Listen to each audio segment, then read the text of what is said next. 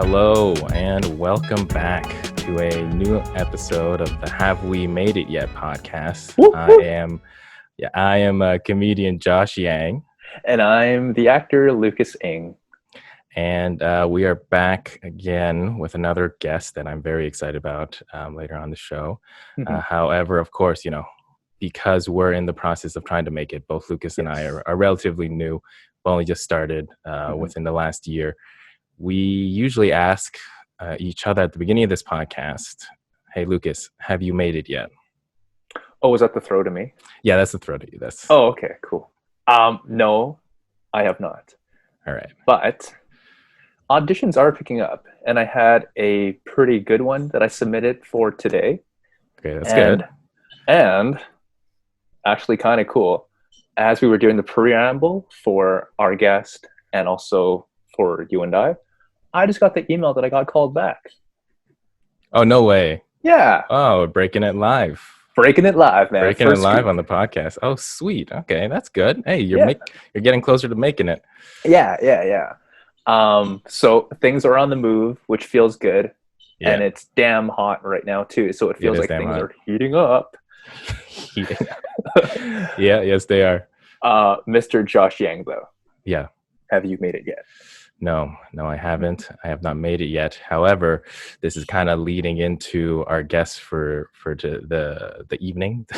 The podcast is it's almost very close to a year since I first performed stand-up a year ago. This was mid-July last year. After taking the LOL comedy class up at Absolute Comedy in Eglinton in Toronto. And it was the grad class last year. So this was after doing 6-7 weeks of class practice, writing material. This was my first time in front of an audience that I was able to perform. And as part of that class, since it's almost close to a year, I decided to ask one of the teachers actually of that class to come on to the podcast. So I'm very excited to have this teacher. He's a professional working comic.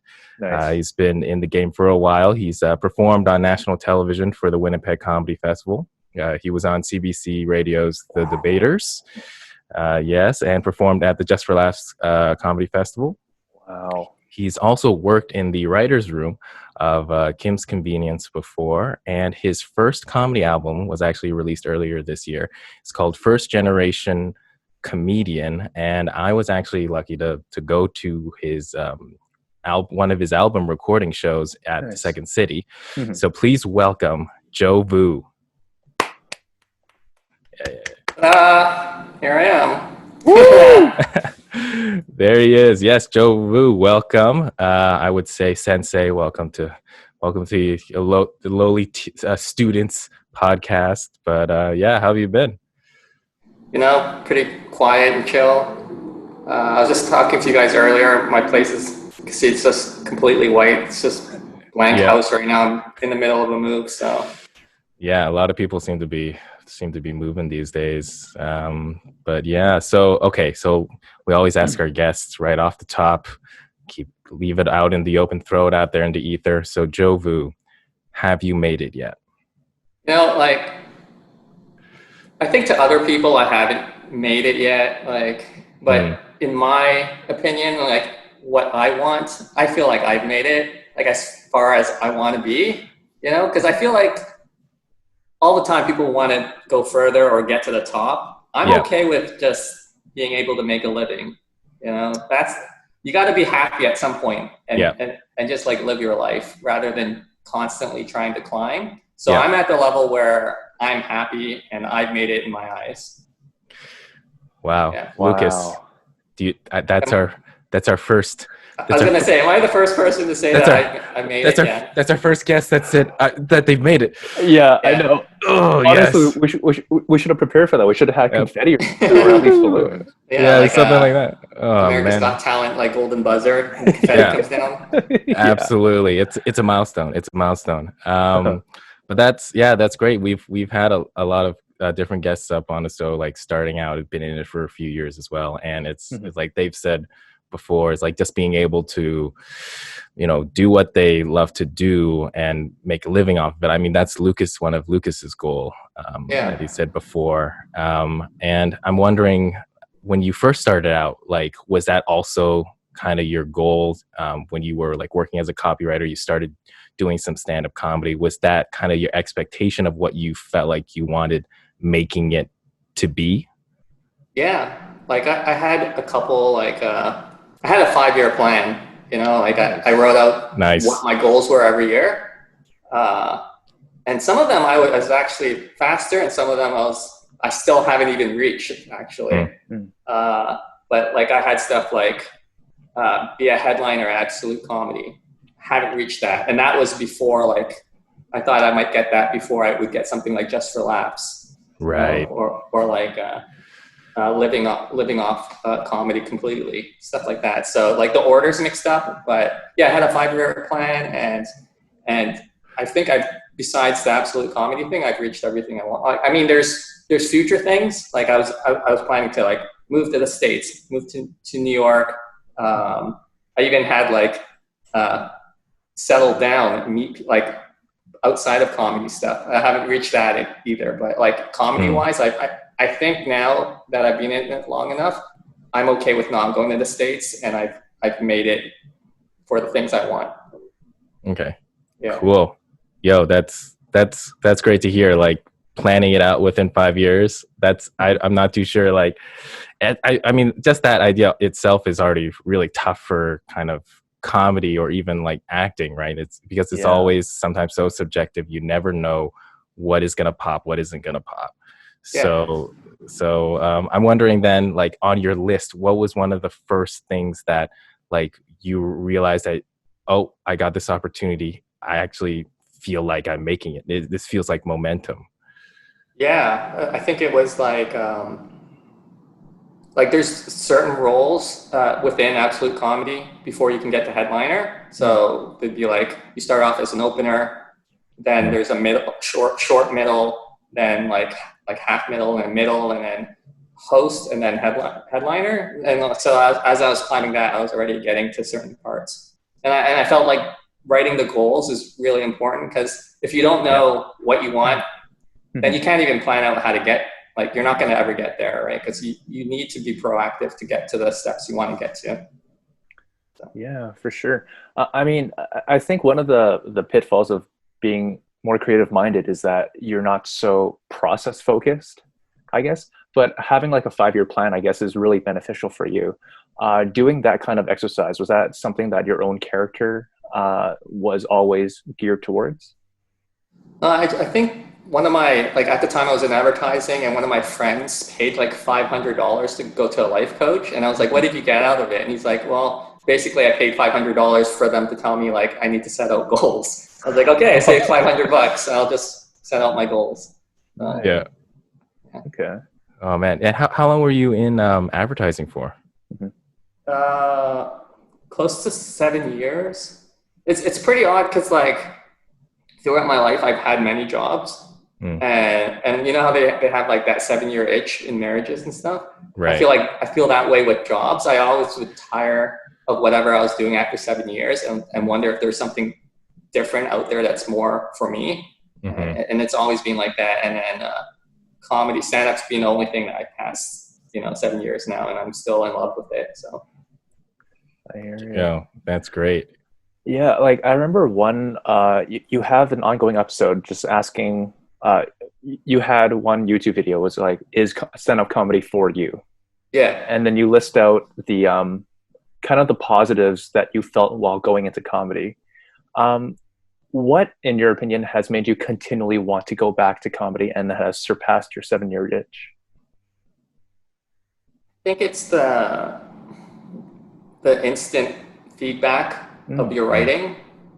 Like most of my jobs have been to do with writing, but you don't get that live interaction and the instant feedback, and it just feels really, really good. And obviously that's missing since the coronavirus. Zoom doesn't quite do it, but yeah, maybe it's kind of also reinvigorated how much I miss stand-up, because I don't have it now too. So that probably makes me miss it even more, because I haven't done it in like months and months. Yeah. How's quarantine been for you? Yeah, it's shitty. You know, I've been trying to keep myself busy. I'm trying to be creative in other ways, just Yeah. because I think artists need to have that outlet somehow, and I don't have stand up for me, so I've been trying to do YouTube videos and stuff like that. But it's just not the same. It's like I miss the live aspect of it, the laughs that are like right in front of me, the new Yeah. people and all that stuff. Have you been tempted to do any of the Zoom shows? I did one. I did a show, and it wasn't Zoom. Like I've heard Zoom's actually better because if people don't mute themselves, you can hear the laughs and stuff. Right. But I did one where it was like they only see me. I don't hear them or see them. Whoa. So I'm just basically doing stand up to my webcam and with no feedback at all, and it feels weird. But Yeah. at the same time, my heart was racing because I hadn't done stand up for like a month and a half. It Yeah. was scary as hell, and but it was exhilarating. I still had an all right time, but after it was done, I was like, I miss real comedy, stand up comedy. I know it's one of those things where like I was disappointed because I was so excited getting into this summer because I felt like I'd got maybe 5 minutes and then I can work on more material, and then literally the only thing that could potentially stop the comedy scene happens, because like the comedy hasn't stopped for decades when even the worst shit would happen in the world, and this is the one thing. So I felt really like down on my luck on that. And like comedians like such as yourself who have been working for 7 years, 10 years, 20 years, this is the first time they've had any time off. So it must suck for you because like you're getting the ball rolling. The beginning role is like you have so much passion right now, right? And like so much creativity, and you're like in the testing phase too, and like trying to find what to say. And now you're like blocked. It sucks. And I feel like stand up will be one of the last things that will start up again. Yeah. Because first of all, like entertainment is going to take long to come back, but us specifically, like people shooting out air, laughing out of their mouths, like it's like we'll be after like singers and after like sports even, you know what I mean? Yeah, because like the rooms are small, it's dark. Yeah. I mean, it feels dingy, so it just doesn't feel like there's airflow. So it's just gonna be just a hive of. We are literally the worst profession. Yeah. Have you been in terms of like, I guess, writing new material? Have you been able to like at least try to keep that muscle going? I've written a few jokes, but it's just hard to be self-motivated. Like even while things were good, because I have no hours, no boss, no anything, you have to stay self-disciplined, and I could barely do that because every time I got to test out my stuff. But now it's like there's no reward. Like I can't. I write something and then it's just there. You know, I can't go out and test it, get my heart racing, get those laughs. So it's just hard to stay motivated. In terms of that delay between now that you write jokes still, but you don't have that instant instant feedback about how your jokes are going. You also worked as a writer, right, in writers' rooms and everything. And in terms of how jokes are being written in a writer's room and how they are eventually filmed and everything, what was the difference between doing stand-up and working in a writer's room then? I feel like a writer's room is similar to like working in an office at like when I used to do copywriting. You know, it's just basically you report to one person that's higher up to you, and they decide what they like that you've written. Right? So like in advertising, we would get briefed on the client and what angle they're looking for, and then I would just like write 100 headlines pitching whatever angle they want, and then I'd give it to my creative director, and he would choose whichever line he likes the best. Same thing in the writer's room. Like I was there mainly for Punch Up, which I feel is congruent with stand-up comics. Like if we had one ability, it's not going to be like plot structure or anything like that. It's just like making a line funny or whatever, right? So they would give me like, oh, these are the lines that we need to work on. We feel like they're not funny enough. Can you give alternative punchlines to it? So then again, you would just like write a ton of lines. You would pass it on to like the head writer or co-creator or whatever. And then he would decide if he likes the lines or not. So it's similar to like a regular job in advertising rather than stand-up comedy. Stand-up comedy, you know, you just spend the day writing whole jokes and stuff. And then you go out and test it on like a group of 50 to 100 people or whatever. Yeah. I always found the writing on Kim's Convenience to be very tight. It was very snappy and getting right to the jokes. It's very structured that way. I'm wondering as well, since it is like one of the few, full Asian casts, that's the focus, that's the family in the main part. Like through your experience punching up some of the lines for them, were you able to like put a bit more of your perspective, as one of the few Asian comics, well, I guess one of the few professional working Asian comics in the Canadian industry, like, were you able to do that as well? So able to like infuse kind of my voice? Yeah. I feel like they had things pretty well, like they had really talented people and things under control. Like I feel like they handle things mostly themselves. I barely helped at all. I'm not going to take like hardly any credit at all. I don't even know if any of my punch-ups got through to the final things. So, but yeah, I feel like I tried to help. I don't know if my voice affected the show itself at all. Yeah. So that is an interesting element of the writer's room that I think is pretty foreign to a lot of like new comics as well starting up, because I guess my interpretation of the writer's room is like, oh, if you're one of the writers on there, you sit in there, I guess, for the entire time, like you write out an entire episode or something.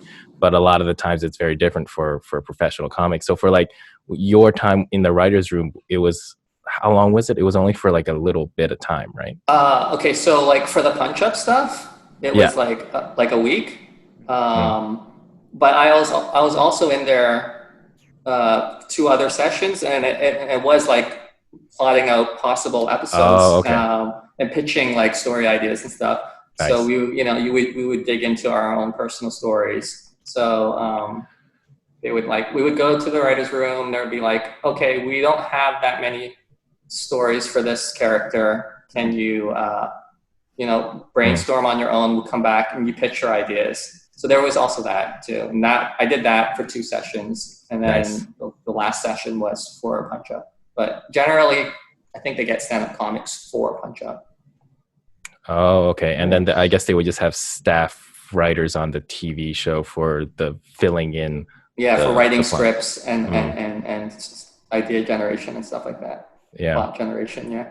Oh, okay, cool. And I guess that was one of the things you guys mentioned, because you and the other teacher in the LOL comedy class, Fawad HP, another great stand-up comic in Toronto, like you guys did mention that having written for some TV shows, it's like as a stand-up comedian, you do kind of want to be able to have enough skill writing that if you were in those writers' rooms, they would put you to work for like a full day. You have to be able to come up with material, exercising that muscle. And I think that's one of the benefits that I got out of the class, was being forced to do that. How did you guys like start doing the class? Like what gave you the idea to put that out there as something you guys wanted to do?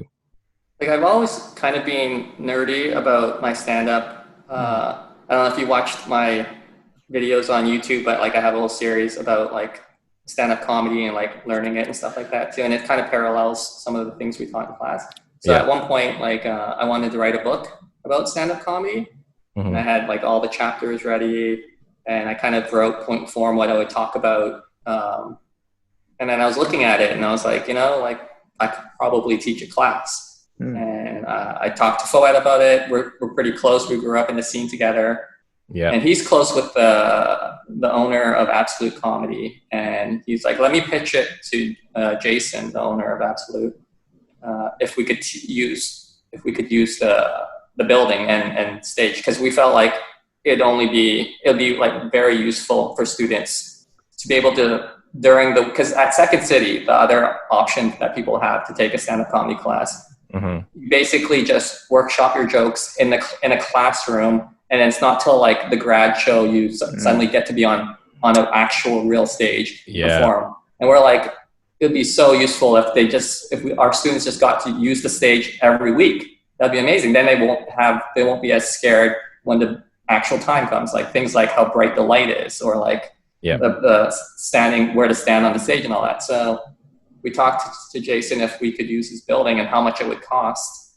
And he was like, well, let's just set up a deal, like I'll let you use the my club during the afternoons, but but you have to have a grad show, and I take all the money from the grad show. Like I get all the food and drinks, and I get, let's say, do a small amount of ticket sales, and I'll get to keep that too. And I was like, okay, yeah, that sounds like a good deal. Like free rent for us, and he gets a free show. So, yeah. And the students benefit also a ton by getting stage experience for 7 weeks or whatever. Absolutely. Like the amount of money I spent on that versus like how much I learned, and just the mere fact of practicing on stage, I think that was the biggest hurdle for me, was that even when I started getting the idea once I moved to Toronto and seeing the scene was big enough, I was always hesitant to go on stage just because I didn't want to go up there and like not know what I was doing, let alone have to tell jokes. I want to at least go up there, know the setup, be at least familiar with that a bit, and then actually work on the jokes. And that was the single, greatest thing I managed to take out of that class. And I highly recommend it to anybody who's potentially interested in doing as well. I know for you guys, you definitely had to like adjust the program a little bit, right? Because now you're doing Zoom kind of sessions of the class. We just had our first Zoom class, yeah. After like telling you guys how good having a stage is for 6, 7 weeks now. True. Like, yeah, now I have these Zoom classes, and you don't get any experience on stage. We just talk on Zoom, but you got to make do. Yeah, you got to make do. And we did slash the price to make up for that. Yeah. Okay. I guess that makes sense. And then I guess the grad class would be kind of like a grad Zoom performance. Grad Zoom performance. Okay. And you can't do stand up right now, but at least you got the full class experience. You got all that stage time, and you performed in front of real people, like live people. I mean. Yeah, and if anything, like for those students, depending on when bars even come back, like that could be the only way that they could try doing comedy anyways, through Zoom, for sure, like different like shows like that. And that was actually one of the other things about the class that really kind of enticed me a bit more, was that I had saw, like when I first moved to Toronto in 2018, your clip at the Winnipeg Comedy Festival popped up on Facebook. And I noticed on your own YouTube channel, you did talk about that as well. I think it might have been the exact same clip that caught my attention. It was like, it popped up, it blew up on Facebook. And that was the first time I saw some of your material. And I was like, I didn't even think of that. I didn't even realize this. I hadn't seen an Asian comic in like a Canadian, comedy setting, whether it was one of the major national televised shows, in a while. I was like, oh, this is an Asian male comic. This is somebody I can relate to. I like the material. And then later on, when my friend Arsalan, who's been on the podcast as well, like he did your class beforehand, I saw it, and then I saw that you guys were actually teachers. I was like, perfect. Like Joe would be a guy that I could ask a bit more about. What it's like being an Asian male, having the Asian male perspective when doing comedy. So I guess that's an area I want to kind of delve into a little bit, like how you found in your 7 years of experience, what it's like being an Asian comic and talking about like problems of the Asian male. Yeah, when I first started, there wasn't that many Asian stand-up comics in Toronto. Even in the open mic scene, I think there was like 2 or 3 or so. Now there's like 30, 40, maybe 50, there's tons of Asians doing stand-up, and it's great. But yeah, when I started, it was like me and Leonard, the guy I get mixed up for all the time. And I don't know, I don't know, but I felt like, maybe it was just in my head, but I felt like the scene was very cliquey, and it was like a kind of like a white boys club. And like, I would go to a lot of open mics, and I would know everyone's name, but no one would remember me. And I'm like, I'm not terrible. Like, I forget people's names if they're shitty comics, but am I a shitty comic? And I'm like, I don't think I am. But like, no one would remember me. I wouldn't hang in the groups and stuff. It took someone outside of the scene to validate me. So like, So I would do, I would be in the scene doing open mics, going out, seeing my peers, and my peers didn't really accept me. And then there was they have these things called showcases. It's basically how you get into a comedy festival, like Just for Laughs or the Winnipeg Comedy Festival.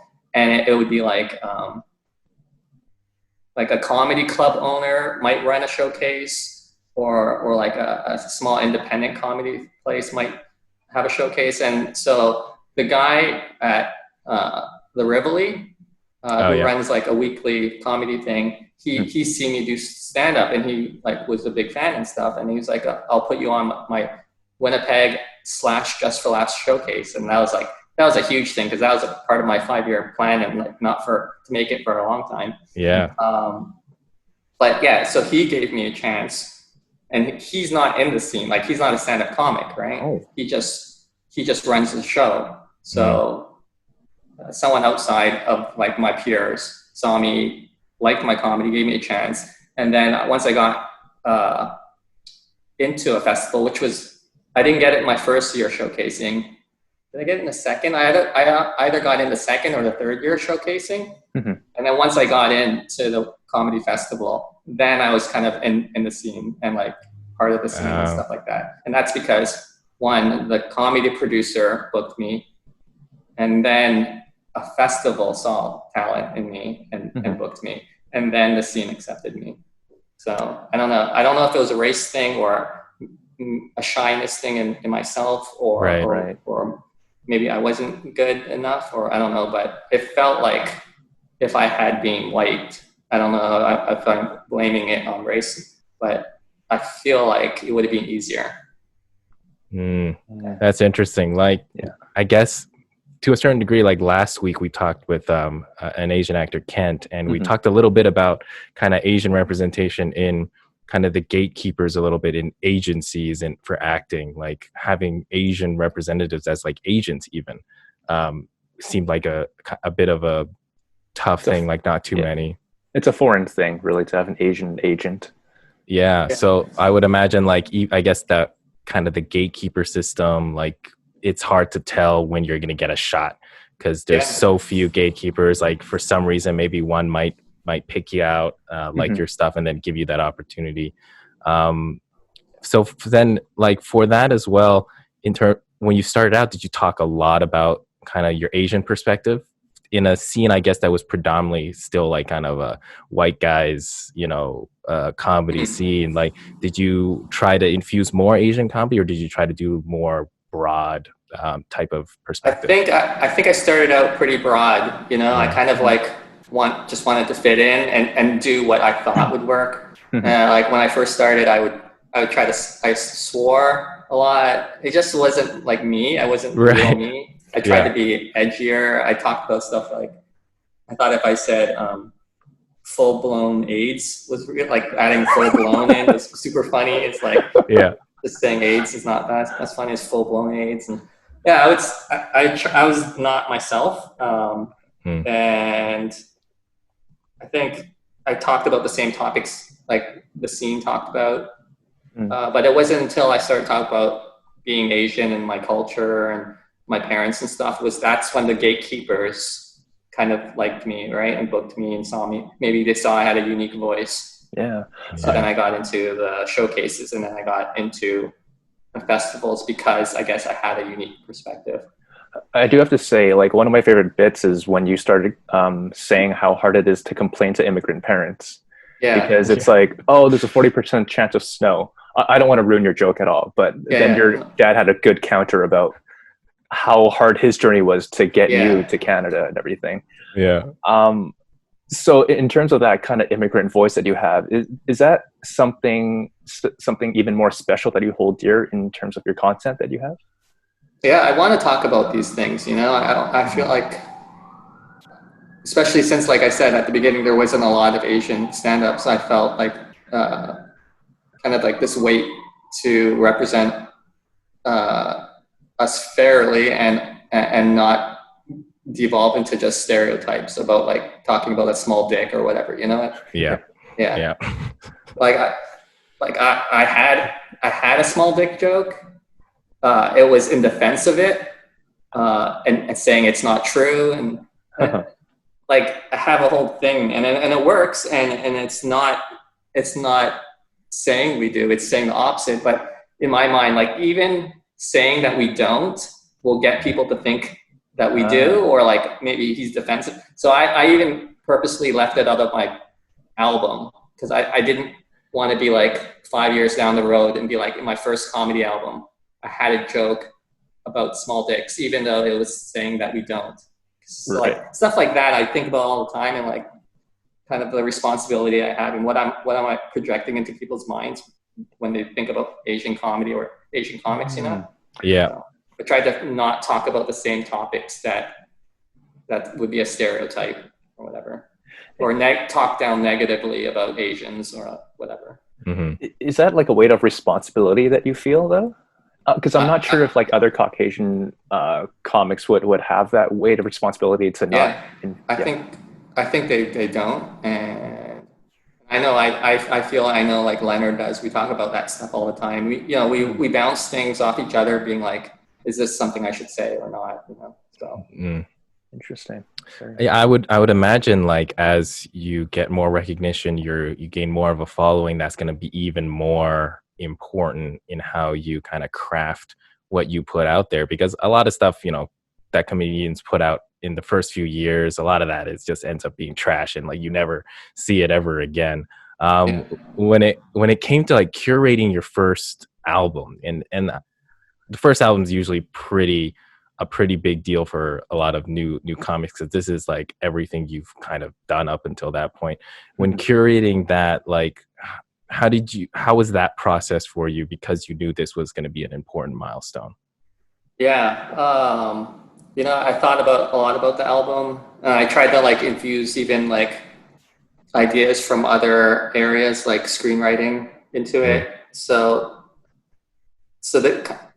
the gimmick behind the album is that it's semi-chronological. So like the album, the earlier in the albums, the earlier in my career. So as you listen to the album, you hear me progress throughout my 7 years or so of doing stand-up comedy. And I start out being kind of like very self-deprecating and like shitting on myself and then gaining some confidence. And then kind of like by the end of it, my character has grown not only in comedy, but also as a person. And I have confidence now, and there's a little bit of success by the end of the album. So yeah. And have you guys read the book, Save the Cat? It's like a screenwriting book. Yeah, I was looking into screenwriting like during this whole COVID thing as well, and that was one of the books that it was suggested to me. There was another one like Sid Meier or Sid. Yeah, Sid something, right? Yeah, his screenwriting book. But yeah, was that one of the ones you read?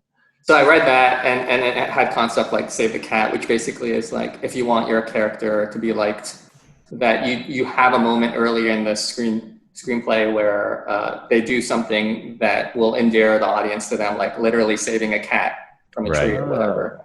So it made sense that my self-deprecated stuff was at the beginning, and like me telling stories about like doing good and stuff. So like there's so many things I thought, like how to balance which jokes and put what, where and when and stuff like that. And yeah, the whole progression and having a character arc to have like a win by the end of it and stuff like that. Yeah. I was lucky enough to be able to go to one of your recording shows and chat to you a little bit afterwards, as well. And like you could see that, because it was like 40, maybe 50-minute long show. And then from the beginning, it was nice for me because I'd seen a lot of your material up on that point, and there were some bits I hadn't seen before. So like seeing that progression was really interesting to me. And like I love the cover art as well, because the cover art, because you put it's like the evolution in Darwin, like the evolution of starting from like little fish out of water into man, into prehistoric man, and then it just goes to you like going from, I forgot what the beginning was, but then it ends up being like a doctor right before going into it just swaps the professions.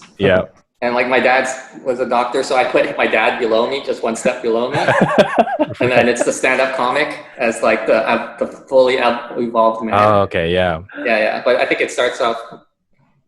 It was like it's the jobs like that Asian parents usually want for their kids, right? Yeah. So it'd be like, I think it was like a violinist, or maybe it was like an accountant first, and then a violinist, then a doctor, then a stand-up comic as the fully evolved man. Nice. Yeah. Oh, so I also noticed you started stand-up comedy when you're like in your 30s and everything like that. Yeah. We know through this discussion that you had your career as a copywriter before, but what did want to make you start a little bit later in life? Like all my jobs had something to do with comedy. I think I didn't realize that stand-up comedy was an option because I'm shy and an introvert and all that. So I never thought, oh, maybe I should try to be a stand-up comic. So I just did jobs that were semi like it. Like advertising is kind of like you writing one-liners, set up punchline for headlines for products and stuff. But then one day I did a speech as a best man for my friend's wedding. Oh yeah. And I roasted him. Nice. I think I roasted him so hard that I think he got mad enough to not talk to me for a while. But get out of here. Like it was like legend, and like people would talk about. That's like they would bring up. Oh, remember your friend in that roast? That was so funny. Yeah. But like he was not happy because he had a lot of family flying in from different countries that he's never met before. Right.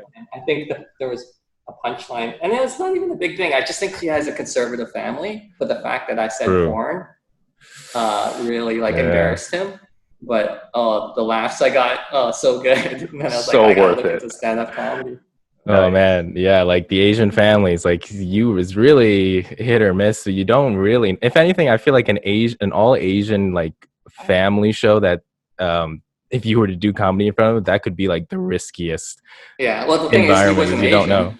It wasn't an Asian one. Yeah, he's from the Netherlands. Okay, so then that's and she's Jewish.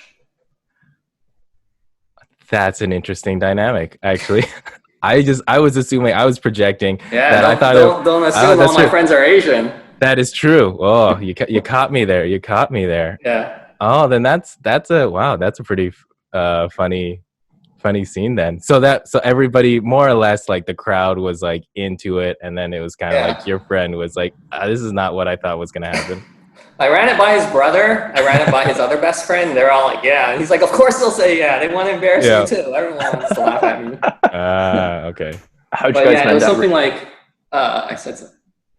Because he kind of has like this heart condition. And this was like a true story, but I was recounting. And I was like, because I used to live with them in the basement. Yeah. And I was like, so one day, like, Cliff, his name's Cliff. I won't say his last name to save him from that, but I know he cares a lot for his family. Yeah. And also his friends. One day I was like in the basement with him, and he actually like collapsed. Like he clutched his heart and he collapsed, and I was holding him in my arms, and he was like, he looked up at me and he was like, Joe, like I almost died there. If something were to ever happen to me, I need you to do something for me. And my eyes are welling. I'm almost crying. Like, yeah, I'll do anything for you. You're my best friend. Like, whatever it is, I'll do it. And he's like, I need you to, if I ever pass away, go into my computer and delete all my porn. Right? And that's all I said. And it's just a joke. I'm not saying he watches porn a lot. And he's just making a joke for me to delete. Like, this was an actual thing. He doesn't remember saying it, too. He's like, I never said that. Too. Oh, really? Oh, yeah, shit. But I was like, so he's like, I need you to delete my porn if I ever die, right? So then I brought that up at the wedding. So, and then he was so embarrassed. Like, I looked over, he was all red, and like everyone was laughing. And it was great and not great. Yeah. Yeah.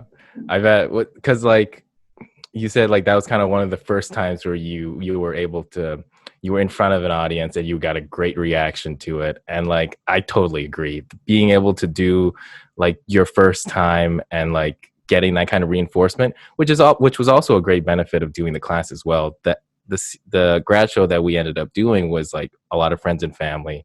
So everybody got it. Nobody was there to be like, hey, this guy sucks. It's like, oh, that's my cousin or like whatever. But yeah, like having that kind of positive reinforcement, like I think everybody nowadays, they just really want to feel like they're doing something that they like. And like the littlest of positive reinforcement sometimes can really push people to want to take a chance. Yeah, we're really lucky and privileged, Yeah. to be able to go for it. Yeah. And especially, I guess, when I kind of projected myself a bit on the wedding that it was an Asian family, because I was imagining these type of things, actor, stand-up comedy, entertainer, is not usually accepted with like Asian families. Like, can you speak a little bit about how that experience was, like having your parents like get on board?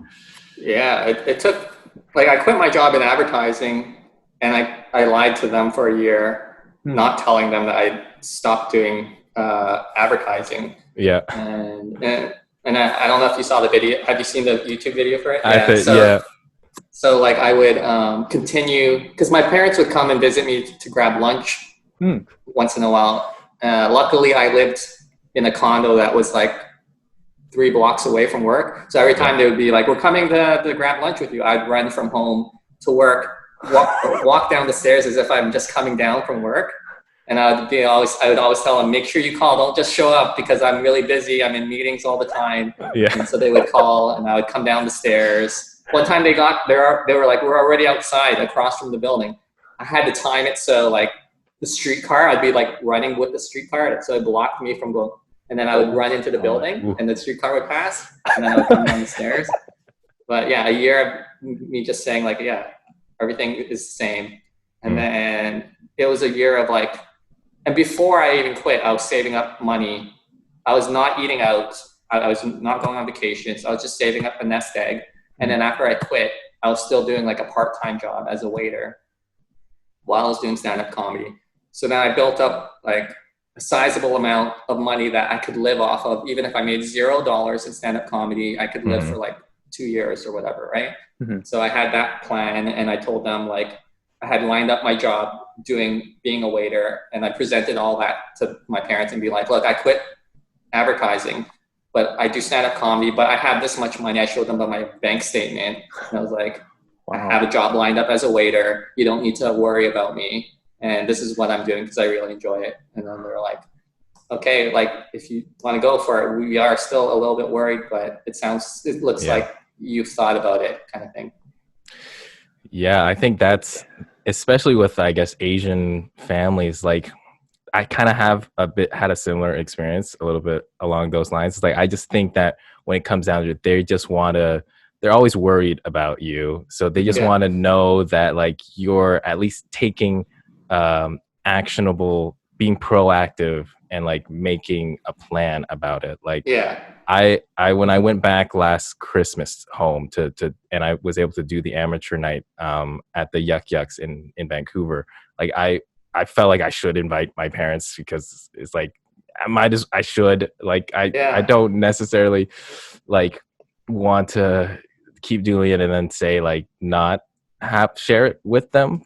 Like I felt like maybe I had a responsibility a little bit to try and do that, even though it was obviously a little uncomfortable doing it. But then like after the show, talking to my dad about it, he gave me like his perspective on it. And he was like, kind of seeing the rest of the comedians there is like, it's a tough situation. It's like, I don't know if like, it's so easy, or it's a great path to go into, because like I could tell where he was coming from. He was thinking is like, it was also an amateur night, so it was hit or miss the quality, and like I did pretty decent, and at least he was like pretty happy about that. But like kind of when he saw like the rest of it, he got this perception that was not the whole picture, but like in his mind it was like just worried about what this kind of future would look like for me. And like we talked about it and that kind of stuff, but I imagine that's always the first thing Asian parents would think like about. Money, right? And like do they need to worry about you? Like, who are your peers? So that's brave of you to invite them so early on. Like I think if I waited until I was almost the middle by the time they saw me, because I just wanted their first time seeing me to be like, and I invited them out like on a Friday or a Saturday, like the best night, where I knew there would be like over 200 people, and the other comics were good, and it would like be big laughs and stuff like that. I wonder what they would have done if it was like a smaller show, or if my peers weren't funny or whatever. But it sounds like you did well, and I know like when my dad saw me, he saw how happy I was, and he also saw how other people got my jokes, and it sounds like you did well. So he probably also saw how happy you were, and like that your thing is working. I think from the parents' perspective, a lot of the times, you know, it's just a matter of, if you can see that there's a certain amount of passion in it, then it can't be a bad thing, you know. Like just being able to see that kind of fulfillment, I think it was good. It was nice of me. It was a nice feeling for me as well to see their kind of reaction to it. I wasn't sure if they would get the jokes, because it was also the first time they would see me doing it live. And like, since I moved out here to Toronto, because we used to live in Vancouver, there wasn't that much opportunity for them to see me live. So I figured I might as well, like, this is the one time I'm doing it in Vancouver. I managed to work it out. So I felt like I kind of should give them this chance to watch it. And in the end, I still think it was a positive experience. I think as Asian kids, you gotta try to put yourself out there with your parents. Sorry, I was going to say, what job are you coming from, or what do you do regularly? Well, before I was working at, I was kind of the way when I moved to Toronto. I just came out of college, so I moved out here to look for work. And like, I wasn't thinking about comedy at all when I moved out here. It was only when I realized the scene was here, I knew about your comedy class. When I got a job working at a startup, like, I started thinking about it a bit more. And then since then, I've been working at another startup. And then like in February, kind of in between jobs now, and then all of this COVID stuff happened. So now it's kind of in an in-between period of time for me, and essentially keeping busy with all of these different podcasts and stuff. But like, I felt like that time I went back over the last Christmas break, it was an opportunity I should try and share, and I just did it. Just based on hearing your guys' experience, it really sounds like you guys were like coming out to your parents almost. Like, it was a pretty big monumental thing, because it's like, this is my authentic self, like, either deal with it or don't. I'm artistic. I'm not like you, a doctor, you know? Yeah, exactly. It also helps that previously, before being in copywriting, I was a professional poker player, and they hated that. So really? it's almost like I set the bar so low that anything is better than a poker player in their minds. Really? Wait, how long were you a professional poker player for? Like 3 years. Wow. Yeah. I did not know that. Wait, was this before the copyright job? It was in between? Yeah, this is before. Wow.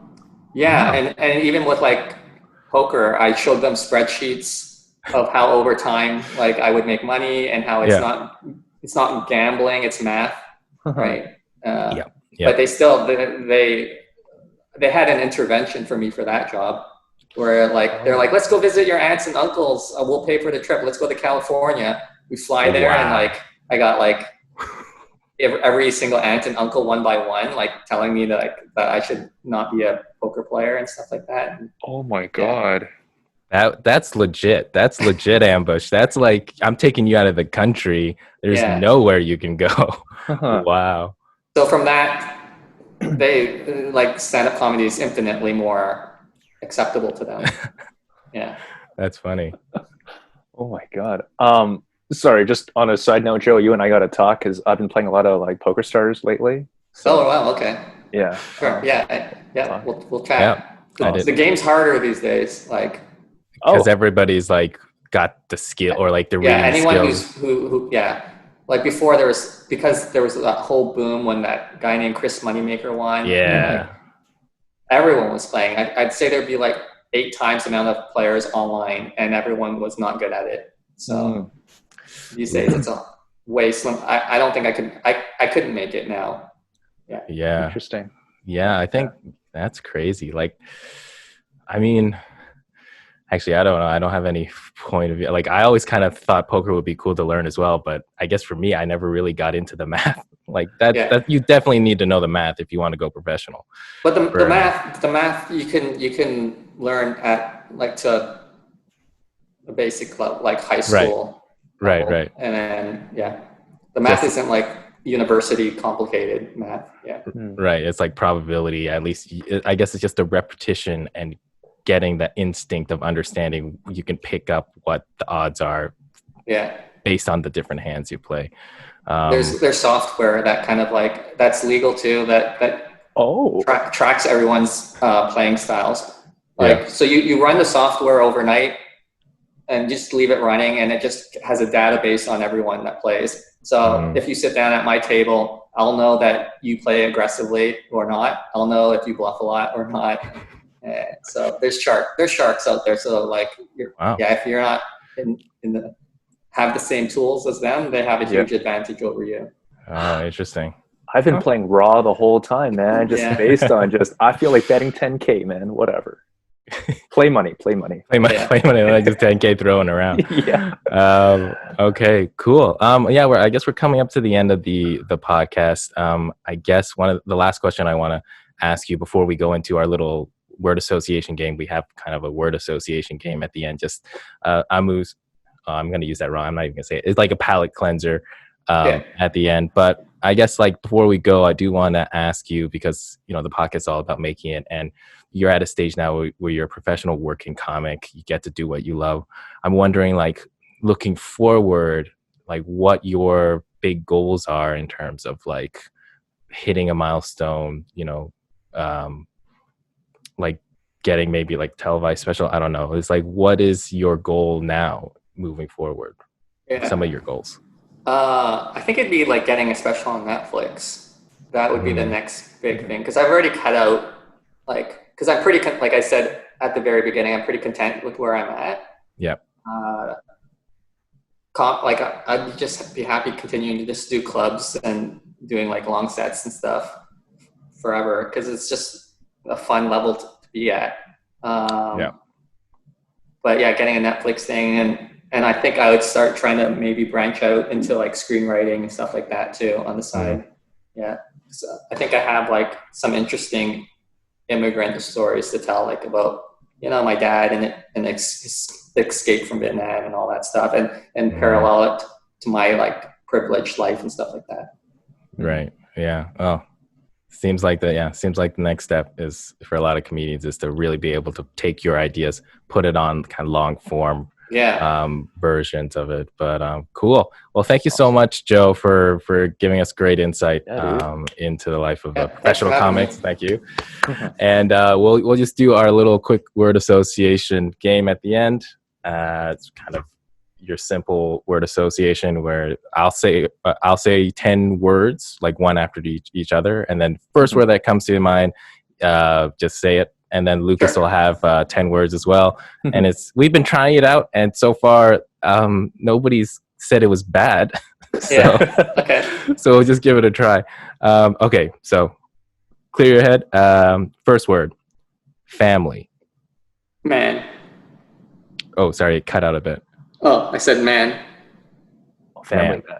Family man. Oh, family man. Okay, got it. Second word, pineapple. Express. Rain. Cold. Alone. Me. Motivation. Get it. Can I say 2 words? Yeah. Get it. All right. Kumquat. Dirty. Mountain. Big. Tightrope. Death. Satisfied. Porn. Ending. My life. No, I'm just kidding. Ooh, there's that dark comedy bit. Lucas. Awesome. Okay, you feel good? Yeah. Awesome. Toronto Maple Leafs. Suck. YouTube. Interesting. Stage. Play. Listening. Quietly. Haters. Gonna hate. Problems. Solve. Okay. Laugh. Loud. Favorite. Anime.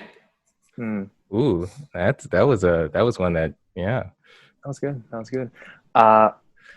Person. Friend. Last one. Joe. Boo. There it is. All Okay, right. cool. Nice. That was Joe Vu, one of my teachers, great stand-up comedian. I encourage everybody to check him out on social media. His first album is out. I think it's available on iTunes, right, for purchase. Yeah, like all the platforms. Perfect. Yeah, search it out. First Generation Comedian is the album title. Joe, what's your handles and everything?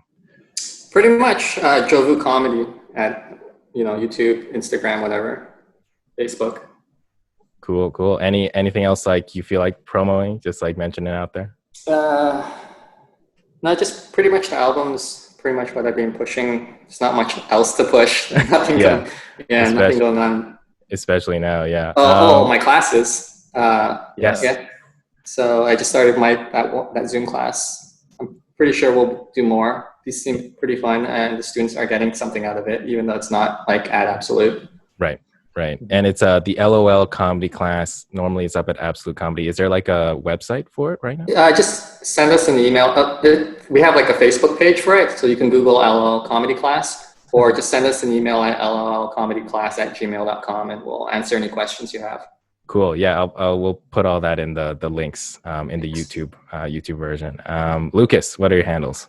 You can find me at Lucas John Ing on Instagram and on Facebook. And Josh? Find me at Josh Yang Comedy, which I'm not going to lie, I kind of stole that structure from you, Joe, because perfect, right? It's very clear, very concise. It's like, if anybody's looking for it, it's obviously going to be the first one. So yes, learn that lesson. Josh Yang Comedy. And you could also listen to my Sleep with Josh podcast, where it was Canada Day yesterday, or a couple days ago. So I read the Charter of Canadian Rights and Freedoms. So you can listen to that when you go to sleep. But yes, also please like and subscribe on the YouTube channel, and listen to across all platforms: Spotify, Apple, Google. And that's it. Great. Thank you so much, Joe. Thank you. Thanks. Perfect. All right. We'll see you guys next week. All right, see you.